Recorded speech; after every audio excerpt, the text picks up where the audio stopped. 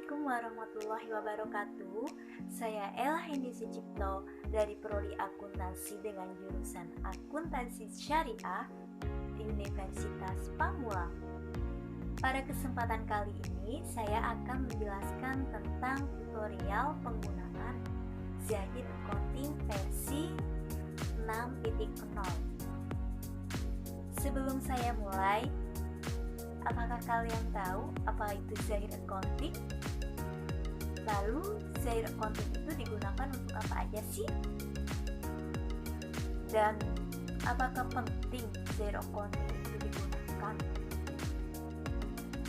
Well, saya akan menjelaskan sedikit tentang Zahir Accounting.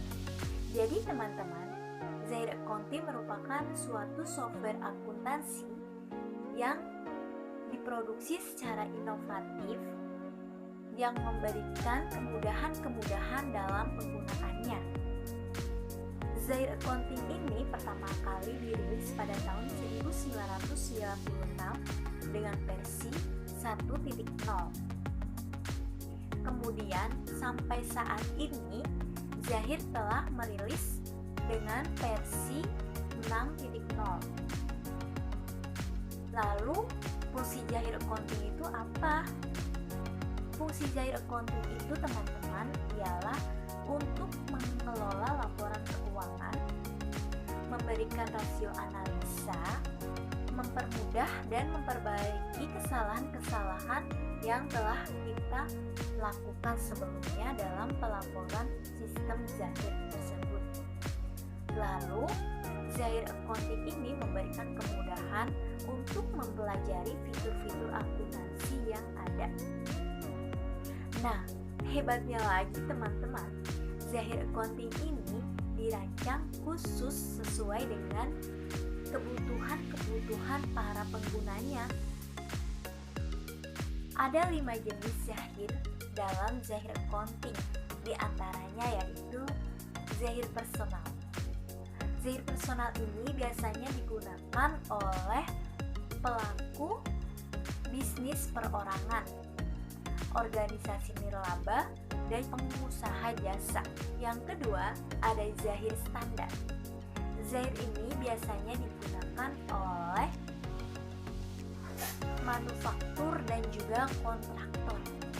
Yang ketiga, ada Zahir flexi trade, biasanya digunakan oleh perdagangan umum dan distribusi. Yang keempat, ada Zahir small business. Biasanya Zahir ini digunakan oleh pelaku-pelaku bisnis yang pemula seperti UMKM. Dan juga ada Zahir enterprise. Zahir enterprise ini biasanya digunakan oleh perusahaan perdagangan umum mulai dari skala kecil, menengah, hingga besar. Nah, Zahir Accounting ini memberikan suatu keefisienan dan keefektifan dalam menghasilkan laporan keuangan. Selain itu, Zahir Accounting ini real time. Artinya, kita dapat melihat data-data yang telah kita input sebelumnya. Tentunya, hal ini dapat memudahkan para penggunanya. Nah, menurut saya, Zahir ini sangat penting digunakan dalam mengelola laporan keuangan pada suatu bisnis kalian. Oke, gimana teman-teman? Apa sudah ada gambaran tentang Zahir Accounting? Jika sudah ada gambaran, maka saya akan melanjutkan tentang bagaimana cara penggunaan Zahir Accounting versi 6.0. Mari kawan-kawan, kita saksikan. Oke teman-teman, sebelum kalian memulai Zahir Accounting tersebut, kalian tentunya harus memiliki aplikasi di dalam PC atau laptop kalian. Apabila sudah terinstall, maka kalian bisa langsung membukanya dengan cara double klik pada shortcut Zahir tersebut, lalu tunggu hingga proses loading selesai.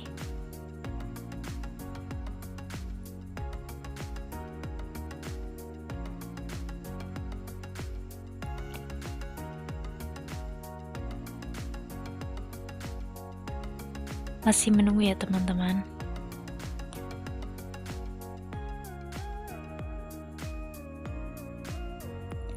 Nah, apabila proses loading udah selesai, maka akan masuk pada tampilan awal Zahir Accounting versi 6 seperti ini.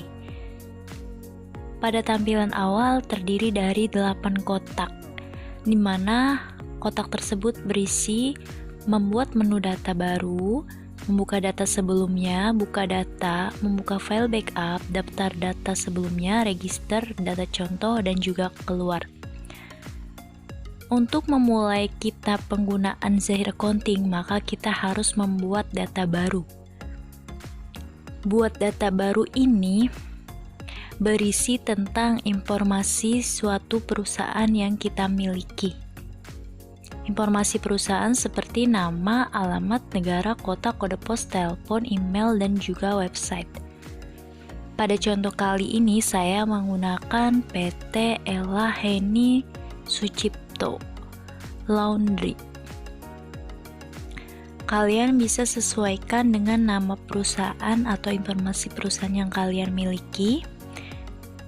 Kemudian isi alamat sesuai perusahaan yang kalian miliki.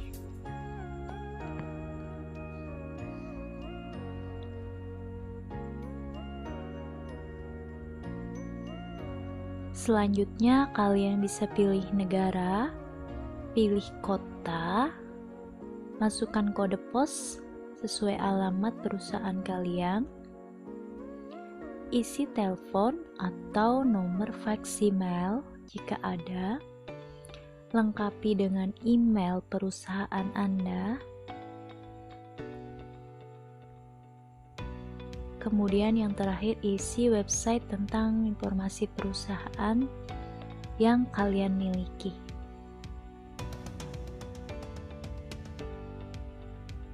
Jika semuanya sudah terisi, maka kalian perlu cek kembali. Apabila sudah, kalian bisa lanjutkan.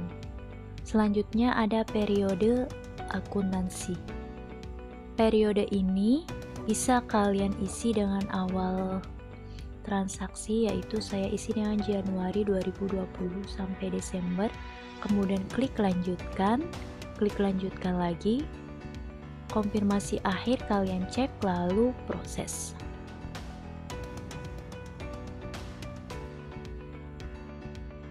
Selanjutnya kita pilih bidang usaha pada jenis usaha yang kita miliki.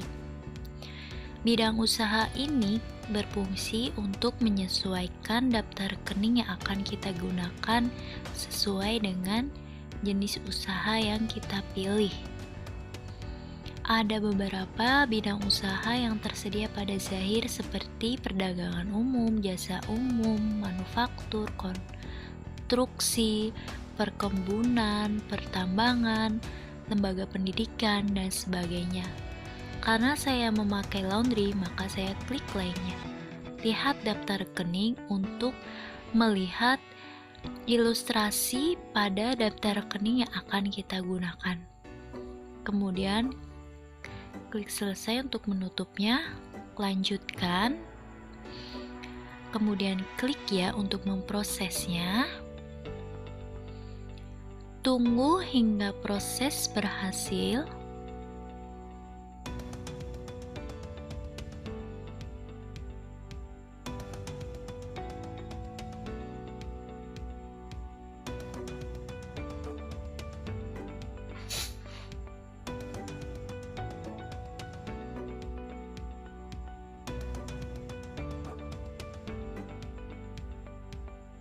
Lumayan lama ya teman-teman. Nah, masih proses juga, kita masih menunggu.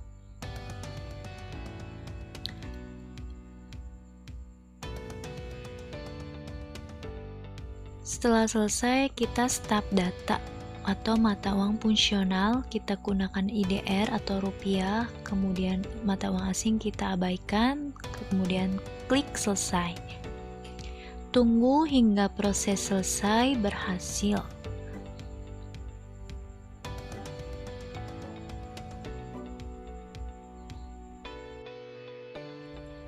Proses setup data berhasil, di mana akan terlihat beberapa modul seperti modul dashboard.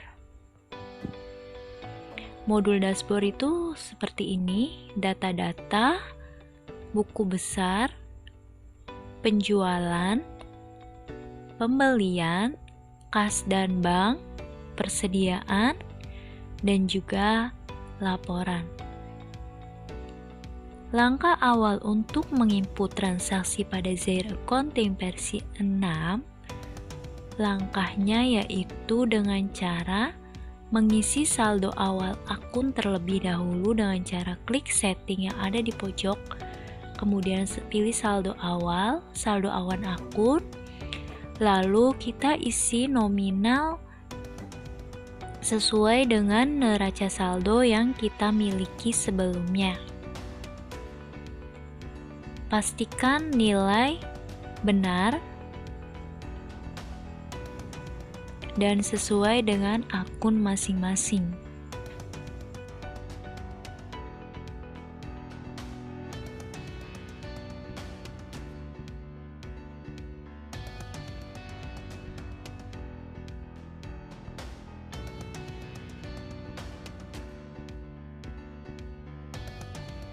Lanjutkan pengisian saldo awal akun hingga selesai.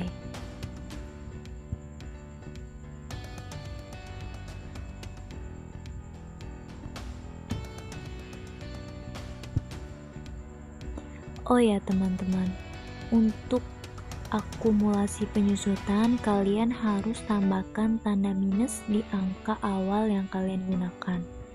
Pastikan nilai sebesar 0 akan dialokasikan pada akun sementara, kemudian klik rekam.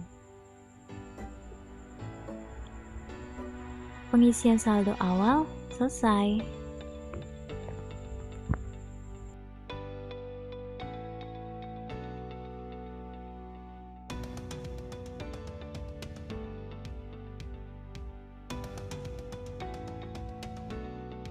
Langkah selanjutnya yaitu membuat data customer dengan cara modul data-data, data nama alamat, kemudian klik tanda plus untuk menambah data, lalu isi informasi tentang customer tersebut, mulai dari ID-nya, perusahaan, dan juga alamatnya.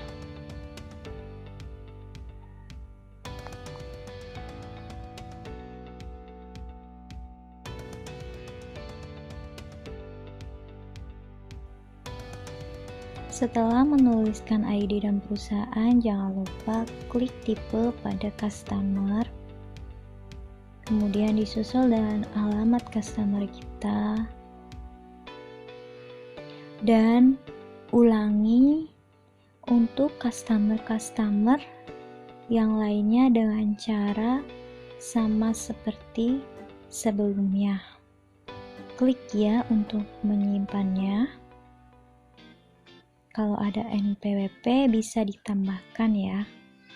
Kalau misalnya ada bisa dikosongkan. Nah, itu klik tanda plus lagi untuk menambah customer yang lain. Terus lengkapi dengan perusahaannya, tipenya tetap customer, alamatnya ditambahkan lagi sesuai dengan customer yang ada, kotanya, kode posnya, negara, kemudian klik rekam untuk menyimpan. Klik ya, tambahkan lagi untuk customer yang lainnya. Caranya sama seperti sebelum-sebelumnya di modul data-data, kemudian data nama alamat. Di situ nanti bisa kalian tambahkan daftar nama customer. Daftar nama customer ini berfungsi untuk menginput saldo awal piutang usaha. Caranya yaitu klik setting di bagian atas, kemudian pilih saldo awal, kemudian pilih saldo awal piutang usaha,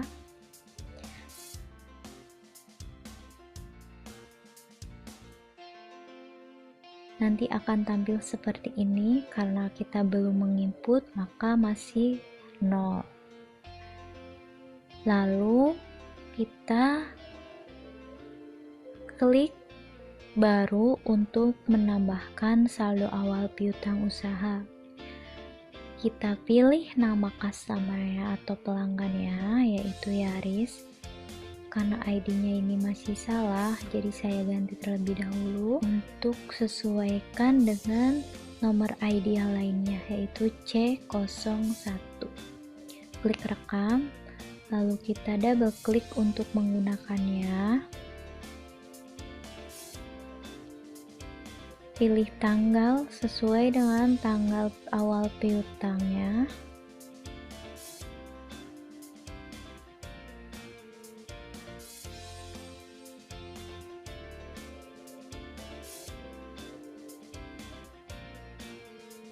Kemudian isi nomor invoice jika ada, harusnya sih ada ya teman-teman, karena nomor invoice ini sebagai bukti transaksi adanya piutang tersebut.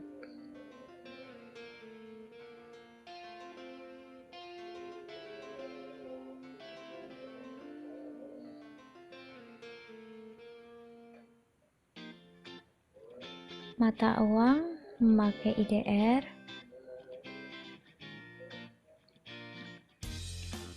Kemudian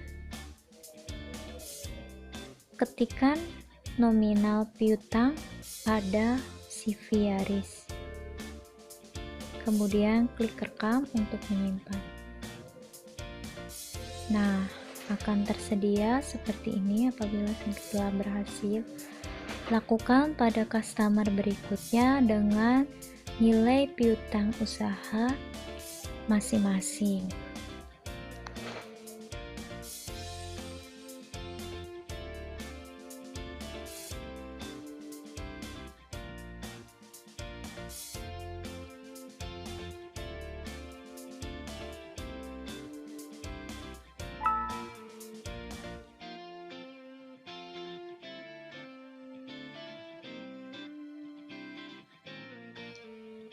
Setelah semua saldo piutang awal kita masukkan, maka akan tersedia masing-masing piutang dengan jumlah yang sesuai dengan neraca saldo.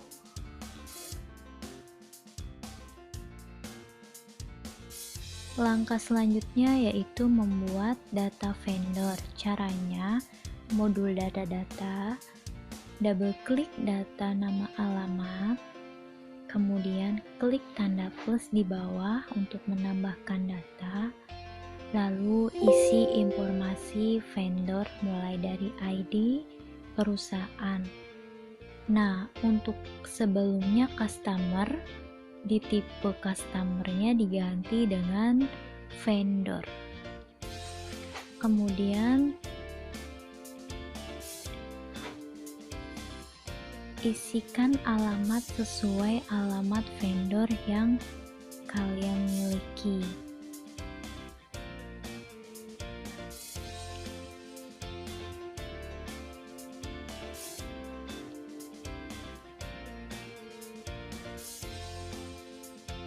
Isikan kotanya, lalu kode posnya,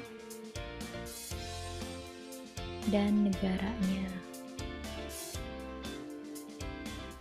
Apabila sudah, cek kembali apakah sudah benar, lalu klik rekam untuk menyimpan, klik ya. Selanjutnya, tambahkan nama vendor yang lainnya seperti langkah-langkah sebelumnya.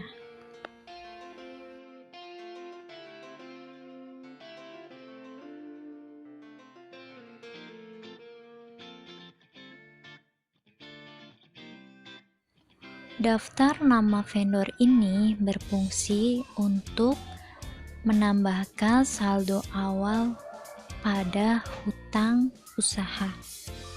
Kalau customer yang sebelumnya untuk menambahkan saldo awal piutang, Sedangkan daftar vendor untuk menambahkan saldo awal hutang usaha.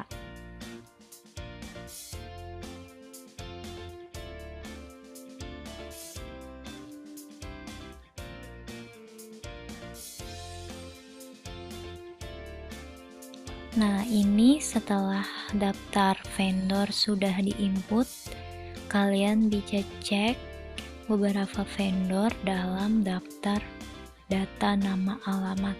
Untuk menambahkan saldo awal hutang usaha, klik setting, lalu saldo awal hutang usaha. Kemudian klik baru, lalu pilih nama vendor, masukkan tanggalnya,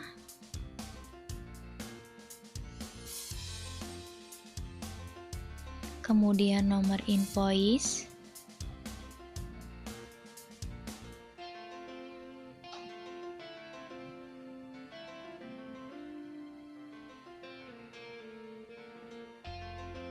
kemudian nilai hutangnya, kemudian rekam untuk menyimpan, lalu tambahkan lagi untuk jumlah saldo awal hutang usaha di vendor-vendor yang lainnya. Caranya seperti sama sebelumnya.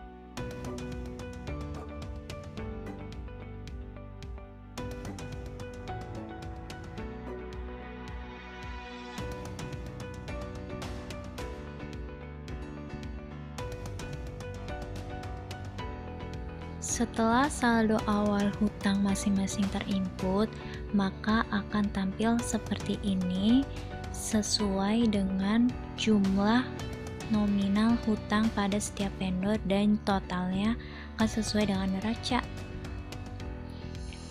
Kemudian klik tutup.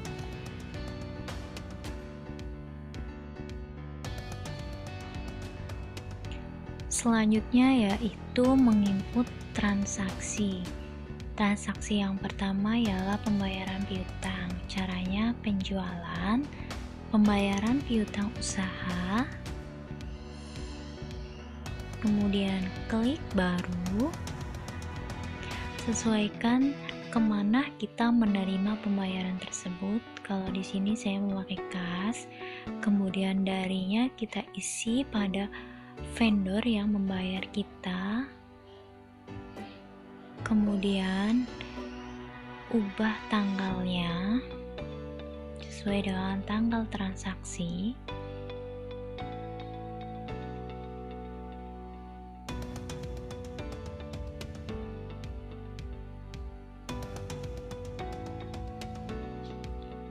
Lalu tuliskan jumlah nominal yang kita terima. Sebelumnya kita rubah dulu dengan cek nomor berapa dan Lanjutkan lagi dengan nominal yang kita terima. Sebenarnya ini bisa dilakukan dengan klik di terakhir kali saat kalian telah mengisi nominal yang kita terima di bagian sini. Jumlah yang dibayar, nanti kita bisa klik di sebesar saja. Nanti akan otomatis dia keluar 3 juta rupiah. Saya tuliskan keterangannya, penerimaan pelunasan piutang dari Siviaris.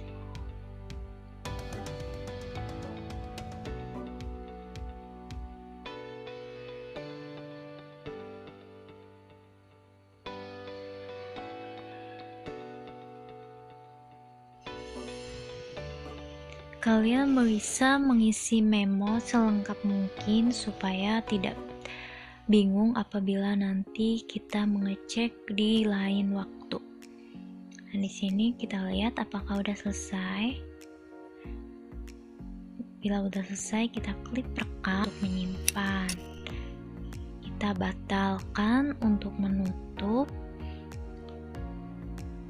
Nah, begitu kira-kira teman-teman. Kalau sudah kita input, maka akan tersedia. Satu transaksi telah selesai, kita lanjut ke transaksi berikutnya. Transaksi berikutnya ada pembayaran beban promosi ke PT Kreasi. Caranya, kas dan bank, lalu klik kas keluar, lalu klik baru. Akun kasnya kita pilih kas, penerimanya kita tuliskan PT Kreasi. Apabila belum tersedia, maka kita buat baru dengan cara klik baru di data nama, masukkan identitas PT Kreasi.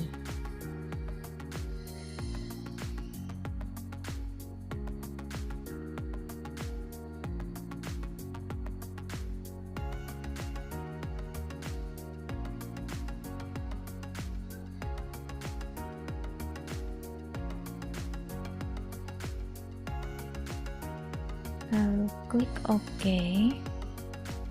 pilih PT Kreasi, kemudian tanggalnya kita rubah sesuai dengan tanggal transaksi.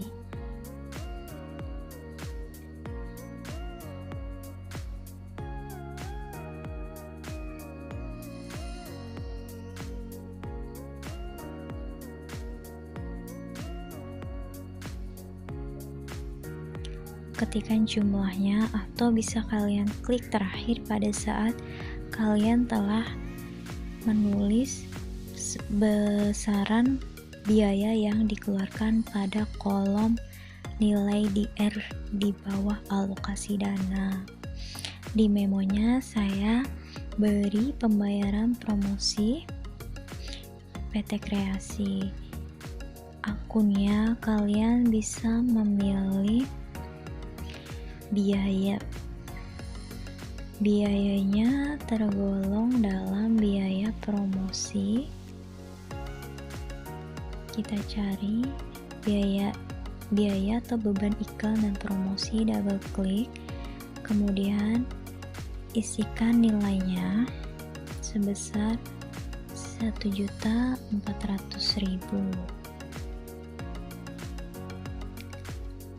Kita coba lagi, masih ada yang salah.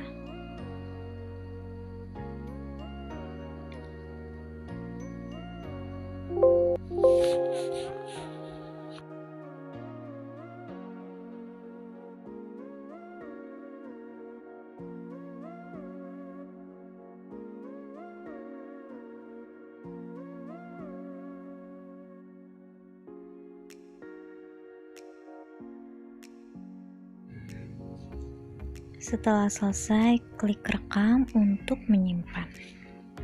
Transaksi selesai, klik batal untuk keluar. Seperti ini apabila sudah terinput untuk pembayaran promosi. Lalu klik tutup untuk menutupnya. Transaksi selanjutnya adalah pembayaran piutang usaha. klik penjualan, lalu pembayaran piutang usaha, double klik, lalu kita buat baru lagi, klik baru di bawah,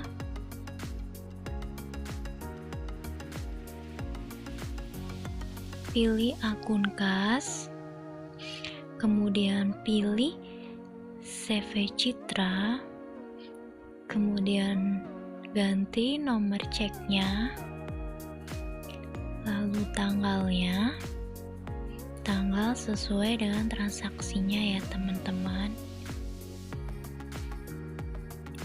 Lalu tuliskan nominal yang dibayarkan.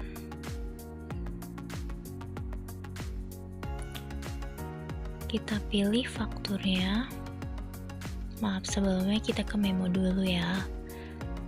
Saya kasih memo penerimaan pelunasan sebagian piutang dari CV Citra.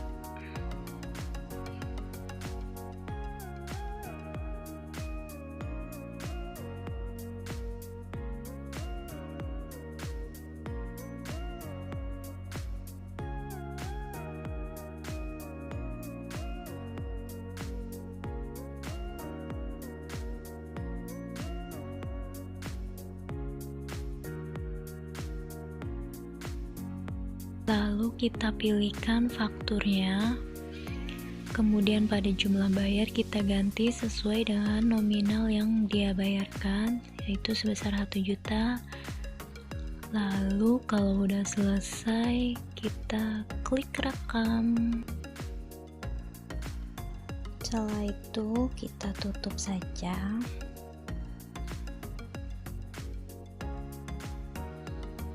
Transaksi berikutnya penjualan tunai. Caranya cash dan bank, lalu kas masuk, kemudian klik baru, pilih akun kasnya, kita pilih kas, darinya kita tambahkan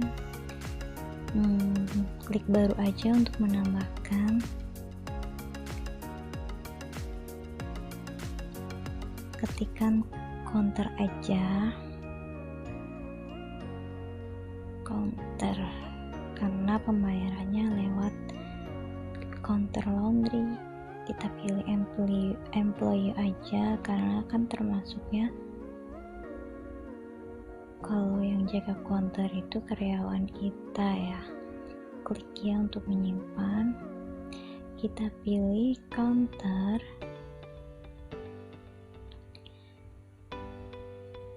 kemudian kita tuliskan memo penerimaan penjualan atau pendapatan laundry. Ceknya kita sesuaikan, kemudian tanggalnya dirubah sesuai transaksi.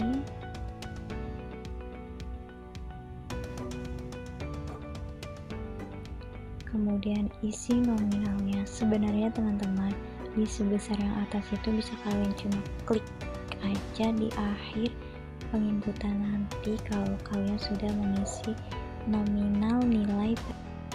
Kemudian pilih akun pendapatan, terus input nilai kredit yang kita miliki atau kita terima, yaitu sebesar 15 juta. Kemudian klik rekam untuk menyimpan, klik batal untuk menutup. Transaksi selesai dan tutup. Selanjutnya transaksi pembayaran gaji karyawan. Caranya masih kas dan bank, lalu klik kas keluar, kemudian buat baru, kita ganti akun kasnya menjadi kas,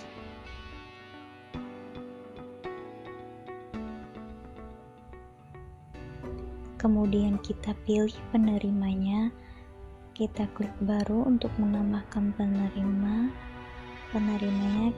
kita kasih employee, karena untuk karyawan kita tuliskan saja namanya karyawan, kemudian klik rekam untuk menyimpan, klik ya.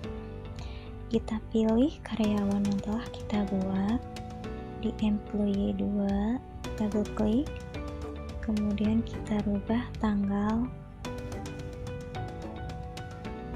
sesuaikan pada transaksinya.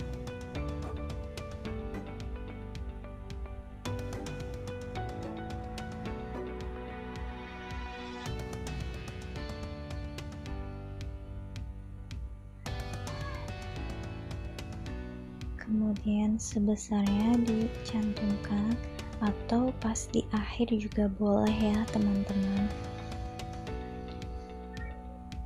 Lalu kita tuliskan memonya, pembayaran gaji karyawan. Bulannya kita cantumkan aja, bulan Januari 2020. Lalu alokasi dananya kita pilih akunnya ini masuk ke biaya gaji. Kita cari akun biaya gaji, beban gaji dan upah. Kita cantumkan nilainya sama seperti di atas, yaitu 3 juta. Klik simpan atau rekam. Setelah sudah, klik batal untuk menutup. Nah, sudah terinput teman-teman. Lalu klik tutup untuk kembali ke menu utama. Setelah melakukan transaksi, kalian bisa melihat ilustrasi laba rugi di menu dashboard.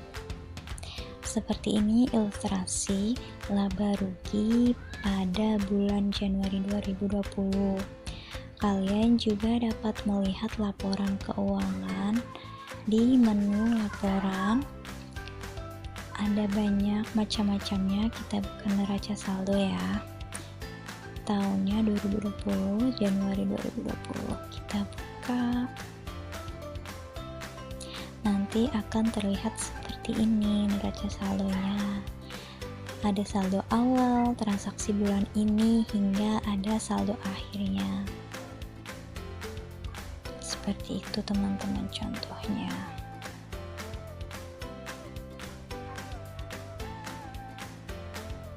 Kita bisa scroll down untuk melihat ke bawah. Ini bentuk neraca saldo.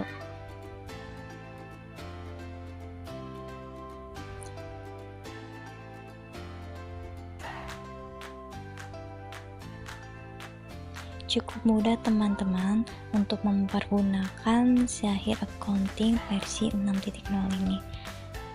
Saya yakin kalian juga bisa mengoperasikannya. Lalu kita klik close, kita coba yang neraca standar. Neraca standar ini tampilannya lebih ringkas dan lebih enak dilihat dari sebelumnya teman-teman. Kita lihat ya. Tuh. Jadi di neraca standar ini bentuknya kayak lebih enak gitu ya.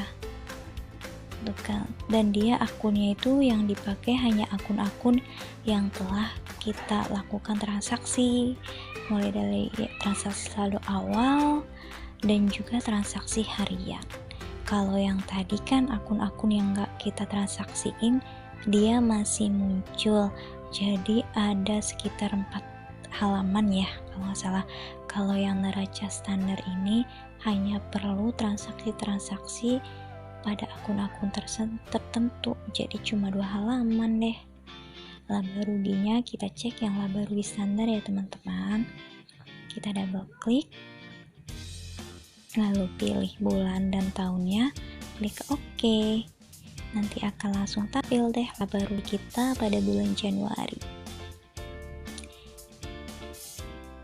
Seperti itu teman-teman untuk cara memulai Zahir Accounting, menginput saldo awal, menginput transaksi, dan juga melihat laporan keuangannya. Di sini banyak kok teman-teman, ada laporan persediaan, piutang, hutang, laporan barang, dan juga laporan lainnya. Kalian bisa mempergunakannya sesuai dengan kebutuhan kalian masing-masing. Apabila semuanya sudah selesai, kita bisa menutup lembar kerja Zahir kita dengan cara klik setting yang seperti gambar gerigi gitu, lalu keluar proses keluarnya, close program, selesai.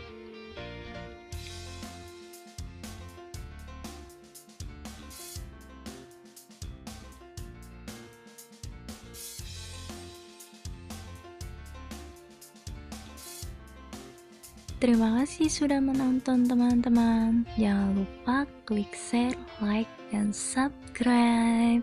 Assalamualaikum warahmatullahi wabarakatuh.